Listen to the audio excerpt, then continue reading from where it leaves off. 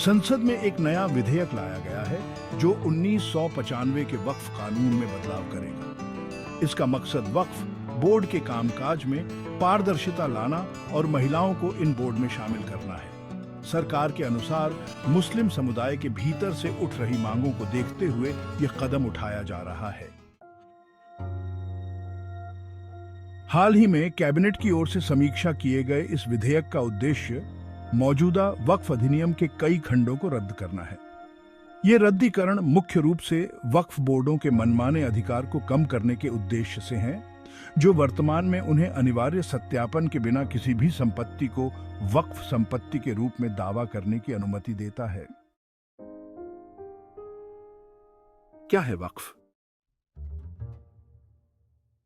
वरिष्ठ पत्रकार शाजेब जिलानी के मुताबिक वक्फ शब्द का अर्थ किसी भी धार्मिक काम के लिए किया गया कोई भी दान होता है। यह दान पैसे, संपत्ति या काम का हो सकता है। कानूनी शब्दावली में बात करें तो इस्लाम को मानने वाले किसी इंसान का धर्म के लिए किया गया किसी भी तरह का दान वक्फ कहलाता है। इस दान को धार्मिक और पवित्र माना जाता है। इसके अलावा अगर किसी संपत्ति को लंबे समय तक धर्म के काम में इस्तेमाल किया जा रहा है तो उसे भी वक्फ माना जा सकता है। वक्फ शब्द का इस्तेमाल अधिकतर इस्लाम से जुड़ी हुए शैक्षणिक संस्थान, कब्रिस्तान, मस्जिद और धर्मशालाओं के लिए भी किया जाता है। अगर कोई एक बार किसी संपत्ति को वक्फ कर देता है तो उसे वापस नहीं लिया जा सकता है। एक गैर मुस्लिम भी वक्फ कर सकता है, लेकिन उसकी इस्लाम में आस्था होना जरूरी है। साथ ही वक्फ करने का भी इस्लामिक होना चाहिए। कैसे काम करता है वक्फ बोर्ड? वक्फ बोर्ड देश भर में जहां भी कब्रिस्तान की घेरेबंदी करवाता है, उसके आसपास की जमीन को भी अपनी संपत्ति करार दे देता है। इन मज़ारों और आसपास की जमीनों पर वक्फ बोर्ड का कब्जा हो जाता है। चूंकि 1995 का वक्फ एक्ट कहता है कि अगर वक्फ बोर्ड को लगता है कि कोई जर्म वक्फ की संपत्ति है तो यह साबित करने की जिम्मेदारी उसकी नहीं, बल्कि जमीन के असली मालिक की होती है कि वो बताए कि कैसे उसकी जमीन वक्फ की नहीं है। 1995 का कानून यह जरूर कहता है कि किसी निजी संपत्ति पर वक्फ बोर्ड अपना दावा नहीं कर सकता, लेकिन यह तय कैसे होगा कि संपत्ति निजी है? अगर वक्फ बोर्ड को सिर्फ लगता है कि कोई संपत्ति वक्फ की है तो उसे कोई दस्तावेज या सबूत पेश नहीं करना है। सारे कागज और सबूत देने हैं जो अब तक दावेदार रहा है। कौन नहीं जानता है कि कई परिवारों के पास जमीन का पुखराज नहीं होता है। वक्फ बोर्ड इसी का फायदा उठाता है क्योंकि उसे कब्जा जमाने के लिए कोई कागज नहीं देना है। देश में एक सेंट्रल और 32 स्टेट वक्फ बोर्ड हैं। केंद्रीय अल्पसंख्यक कल्याण मंत्री सेंट्रल वक्फ बोर्ड का पदेन अध्यक्ष होता है। अब तक की सरकारों में वक्फ बोर्ड को अनुदान दिया जाता रहा है। मोदी सरकार में भी वक्फ को लेकर उदारता दिखाई गई। सेंट्रल वक्फ बोर्ड ने नियम बनाया कि अगर वक्फ की जमीन पर स्कूल, अस्पताल आदि बनते हैं तो पूरा खर्च सरकार का होगा। यह तब हुआ जब मुख्तार अब्बास नकवी अल्पसंख्यक कल्याण मंत्री थे। सबसे ज्यादा संपत्ति वाले वक्फ board 62,830 Karnataka state board on of वकाफ, 2,17,161 यूपी सुन्नी सेंट्रल बोर्ड ऑन ऑफ वक्फ, 66,092 तमिलनाडु वक्फ बोर्ड, 75,965 पंजाब वक्फ board, 80,480 west Bengal board on वक्फ। इतनी सारी संपत्ति है वक्फ बोर्ड के पास। वक्फ का इतिहास क्या है?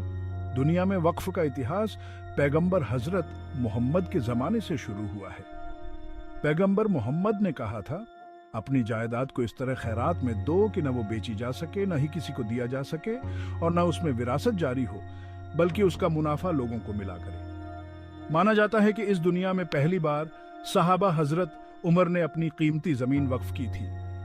उस समय पैगंबर ने यह तय कर दिया कि यह जमीन कभी बेची न जाए, न किसी को दिया जाए, बल्कि इससे होने वाली आमदनी को गरीबों में बांटने और गुलामों को आजाद कराने के लिए इस्तेमाल किया जाए। स्पष्ट रहे कि वक्फ कोई भी चल या अचल संपत्ति हो सकती है जिसे इस्लाम को मानने वाले व्यक्ति अल्लाह के नाम पर या धार्मिक मकसद या परोपकार के मकसद से दान कर सकता है।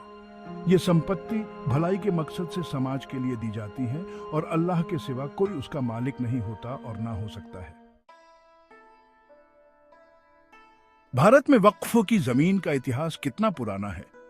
भारत में इस्लाम की आमद के साथ ही यहाँ मुसलमानों ने अपनी संपत्ति वक्फ करनी शुरू कर दी थी, लेकिन माना जाता है कि खास तौर पर मुगल काल में फिरोज शाह तुगलक के जमाने में लोगों के जरिए किए गए वक्फों को व्यवस्थित करने का काम किया गया। इन्हीं के दौर में भारत में भी बजाब्ता तौर पर वकाफनामा बनाने का सिलसिला शुरू हुआ। कहा जाता है कि फिरोज शाह तुगलक ने अपने दौरे हुकूमत में शिफाखाना खोला। वहां हकीम व डॉक्टर बहाल किए गए, दवा की व्यवस्था की गई। तब लोगों ने इस शिफाखाना के लिए लिखित तौर पर अपनी जमीनें वक्फ की थीं, ताकि इन शिफाखाना में हर किसी का मुफ्त इलाज हो सके।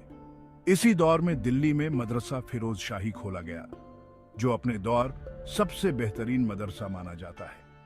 इसके लिए भी कुछ वक़्फ कायम किए गए थे, ताकि इसकी आमदनी से इस मदरसे में पढ़ने वाले छात्रों की देखभाल और खाना पानी हो सके। बादशाह जलालुद्दीन अकबर के जमाने में वक्फ सिस्टम और बेहतर करने की कोशिश हुई। वक्फ के तहत मौजूद जमीनों की देखरेख पर खास ध्यान दिया गया। इनके दौर में भी वक्फ कायम किए गए और वक्फ की गई जमीनों पर काफी आलीशान इमारतें बनी। इस तरह से इस पूरे दौर वक्फ का सिस्टम बेहतर होता गया और मुल्क में वक्फ कायम होती रही। नरसिम्हा राव सरकार में बढ़ी थी वक्फ बोर्ड की शक्तियां।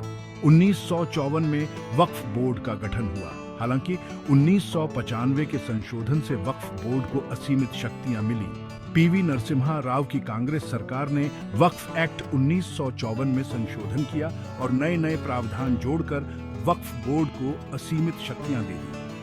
वक्फ एक्ट 1995 का सेक्शन 3(r) के मुताबिक अगर कोई संपत्ति किसी भी उद्देश्य के लिए मुस्लिम कानून के मुताबिक पाक, पवित्र, मजहबी, धार्मिक या चैरिटेबल परोपकारी मान लिया जाए तो वह वक्फ की संपत्ति हो जाएगी। वक्फ एक्ट 1995 का आर्टिकल 40 कहता है कि यह जमीन किसकी है, यह वक्फ का सर्वेयर और वक्फ बोर्ड तय करेगा। बाद में वर्ष 2013 में संशोधन पेश किए गए, जिससे वक्फ को इस संबंधित मामलों में असीमित और पूर्ण स्वायत्तता प्राप्त हुई। वक्फ बोर्ड को मिली हैं ये शक्तियां। अगर आपकी संपत्ति को वक्फ की संपत्ति बता दी गई तो आप उसके खिलाफ कोर्ट नहीं जा सकते। आपको वक्फ बोर्ड से ही गुहार लगानी होगी। वक्फ बोर्ड का फैसला आपके खिलाफ आया तब भी आप कोर्ट नहीं जा सकते। तब आप वक्फ ट्राइब्यूनल में जा सकते हैं। इस ट्राइब्यूनल में प्रशासनिक अधिकारी होते हैं। उसमें गैर मुस्लिम भी हो सकते हैं। वक्फ एक्ट का सेक्शन 85 कहता है कि ट्राइब्यूनल के फैसले को हाई कोर्ट या सुप्रीम कोर्ट में भी चुनौती नहीं दी जा सकती है। तमिलनाडु के एक गांव में तिरुचिरापल्ली बड़ा बवाल खड़ा तब हो गया जब गांव की पूरी जमीन पर वक्फ बोर्ड ने अपना दावा ठोक दिया। कहा गया कि ये पूरी जमीन ही उनके नाम पर है। अब इस गांव में जितने भी लोग रहते हैं वो हैरान और परेशान हैं। दावा किया जा रहा कि तिरुचिरापल्ली एक हिंदू बहुल इलाका है और यहाँ पर एक 1500 साल पुराना मंदिर भी है। ऐसे में यहाँ की जमीन पर वक्फ बोर्ड का कब्जा कैसे हो सकता है? अब इस पूरे विवाद की जानकारी भी तब सामने आई जब गांव के एक शख्स ने अपनी 1 एकड़ जमीन बेचने का फैसला किया। लेकिन जब वो तमाम दस्तावेज लेकर गया तो बता दिया गया कि इस जमीन पर तो वक्फ बोर्ड का कब्जा है और अगर जमीन बेचनी है तो पहले एनओसी लाना पड़ेगा। इस पूरे विवाद पर एक स्थानीय शख्स ने कहा है कि उनकी 3 पीढ़ी इस गांव में रह रही है, लेकिन अब सब हैरान हैं। हमें समझ नहीं आ रहा कि आखिर क्या एक्शन लिया गया है। वक्फ प्रॉपर्टीज पर गैर कानूनी कब्जा। यदि बात करें मात्र भारत की राजधानी दिल्ली की, तो दिल्ली में लगभग 16,844 ऐसी प्रॉपर्टीज हैं जो वक्फों के अंदर दान दी जा चुकी है। यदि इस पूरी वक्फ प्रॉपर्टीज की व्यवसायिक कीमत आंकी जाए तो 1200 करोड़ रुपए है, जिनमें कुछ जमीनें रजिस्टर्ड हैं तो कुछ रजिस्टर्ड हैं ही नहीं। जैसे जैसे जमीनों की कीमत बढ़ती जा रही है, वैसे वैसे लोग वक्फ बोर्ड की जमीन पर कब्जा करते जा रहे हैं। यदि राज्यों के आंकड़े की बात की जाए तो पंजाब में 5,610 से भी ज्यादा जमीन पर लोगों ने गैर कानूनी कब्जा कर रखा है।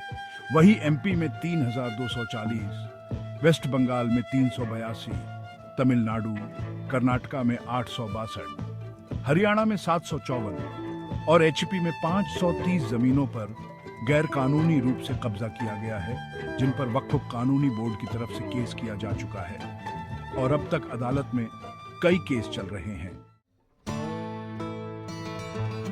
एक आंकड़ों के अनुसार महाराष्ट्र वक्फ बोर्ड ने अपने द्वारा मीडिया रिपोर्ट में एक आंकड़े प्रस्तुत किए थे, जिसके अनुसार वक्फ में दान की गई 70% जमीनों पर अलग अलग लोगों ने अपना कब्जा गैर कानूनी रूप से जमाया हुआ था। उस कब्जे पर कोर्ट में केस भी चलाए जा रहे हैं। ताजमहल पर मालिकाना हक जताने वाला सुन्नी वक्फ बोर्ड सुप्रीम कोर्ट में शाहजहां के दस्तखत वाला वक्फनामा पेश नहीं कर पाया। इस पर चीफ जस्टिस ने कहा कि बोर्ड कोर्ट का वक्त बर्बाद कर रहा है। बता दें कि वक्फ बोर्ड ने पिछली सुनवाई में दावा किया था कि मुगल बादशाह शाहजहां ने बोर्ड के पक्ष में ताजमहल का वक्फनामा किया था। इस पर कोर्ट ने सबूत मांगे थे।